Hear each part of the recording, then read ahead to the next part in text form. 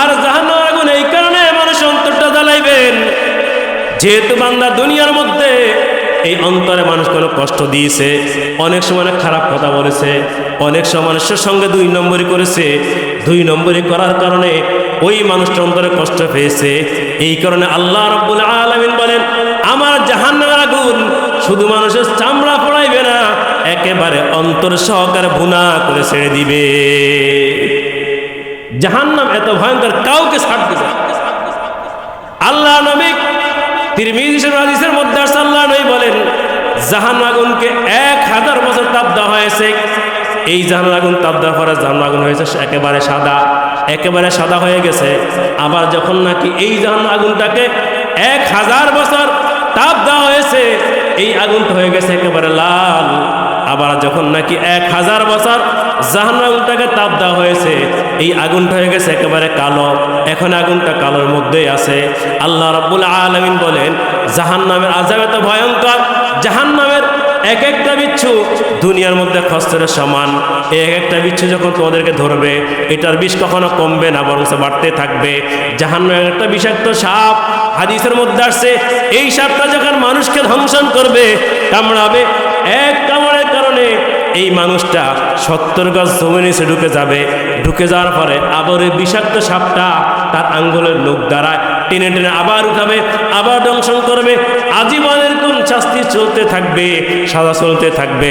তাদের জন্য কোনো বিন্দু পরিমাণ কোনো কি ছাড় দেওয়া হবে না।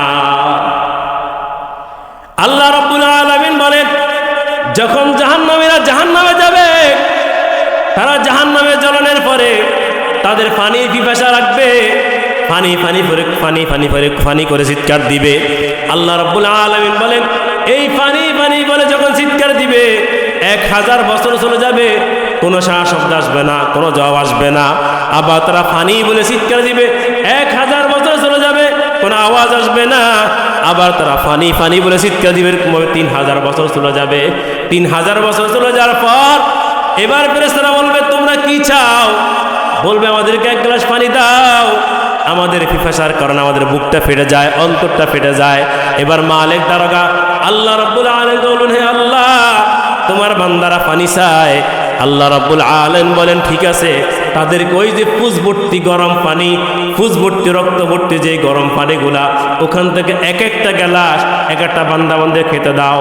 দেওয়ার সঙ্গে সঙ্গে এই সমস্ত বান্দা বান্দিরা এক একটা গ্লাস পানি পান করবে। পানি পান করার সঙ্গে সঙ্গে তাদের যত নাড়ি বুড়ি আছে, সমস্ত নাড়ি বুড়ি গলে পায়খানা রাস্তা দিয়ে বের হয়ে যাবে। এগুলো হলো জাহান্নামের খানা। যারা দুনিয়াতে আল্লাহ নাফরমানি করবে, তাদের জাহান্নামে এরকম সাজা হবে। নামাজ নাই, রোজা নাই, হজ নাই, যাকাত নাই, সুদ ঘুষে ব্যস্ত মানুষ, এগুলাকে গুনাহ করে যখন জাহান্নামে চলে যাবে, এই জাহান্নামে